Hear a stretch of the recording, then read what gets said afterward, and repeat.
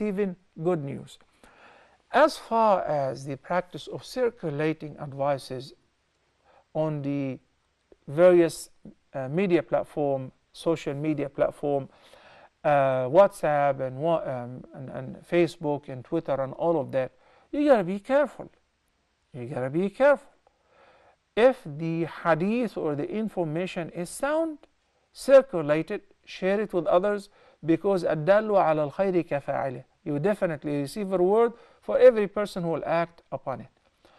It really upset me, and it makes me offended when I hear or when I receive a message that please share this message, and if you don't share it, may Allah punish you, and may Allah blind you, may Allah does this and this to you. You know, it shows how whether you love the deen or you don't love the deen. Right away I delete that person, period, from my account.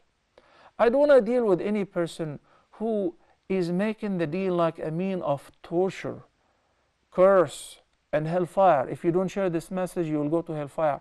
When we were young, when we didn't have the means of verifying the ahadith and the means of communication, you know, especially during the finals, we used to receive sheets.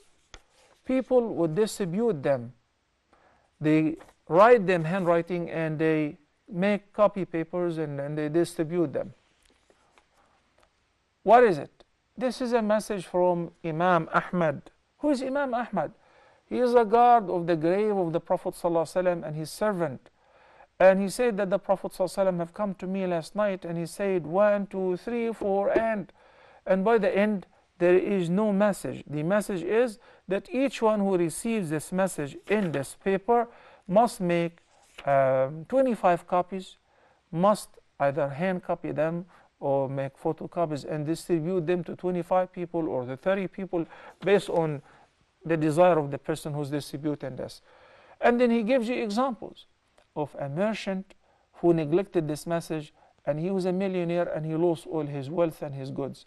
A student who didn't study all year long, and the night of the exam, at the night of the final, he received this message. So instead of studying, he kept copying 25 papers and he distributed them, and he passed the exam and he got straight A's because of the barakah. This is nonsense. This is nonsense, and it is only done by the enemies of the deen to waste our time, money, and resources. There is no more message after the Quran revelation was completed. Allah the Almighty made it very clear.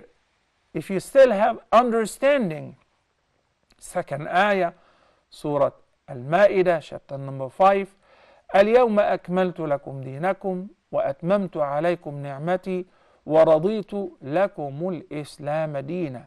Today I have completed your religion for you, and I have perfected my favor upon you, and I'm pleased with Islam as your religion. You know, if any person, if my own sheikh comes to me and says, you know, I have seen the Prophet ﷺ last night in my dream, and he said, in order for the ummah to be united, I want you to recite Surah Al-Baqarah 300 times, I would tell him that I'm not gonna do it, because whoever came to you in a dream was shaitan, was not the Prophet ﷺ. He wouldn't suggest or advise any sunnah after his death. He said, عليكم بسنتي وسنة الخلفاء الراشدين من بعدي المهديين من بعدي. Adhere to my sunnah and the traditions of the rightly guided caliphs after me. Al-Irbad ibn Sariyah in the long hadith, when he said that the Prophet ﷺ gave us a very humbling advice that he made us cry, so he said, it sounds like you are giving a farewell advice, so continue, advise us more. He said, you know, if I die, adhere to two things. If you hold fast to them, you shall never go astray, the book and the sunnah, the Quran and the sunnah of the Prophet ﷺ. There is no more room for people to suggest, such as, you know, some people with very humble understanding of the deen, lack of knowledge. They will say, if they hear you talking to somebody, say, but Sheikh, don't you think it's a good thing to do? What is wrong with it? He's not drinking, he's not smoking, he's not gambling, he's doing a ibadah. this is a sign that those people are blanco in the knowledge of the deen. They have zero knowledge of the deen.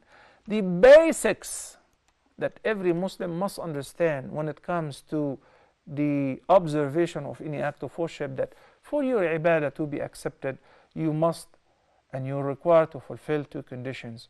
Obviously, number one is sincerity, and the second is that this ibadah has to have an essence, has to have a reason, has to have a reference, and to do it in the same manner, in the same format, which was prescribed by the Prophet sallallahu alaihi wasallam. Otherwise, it will not be accepted.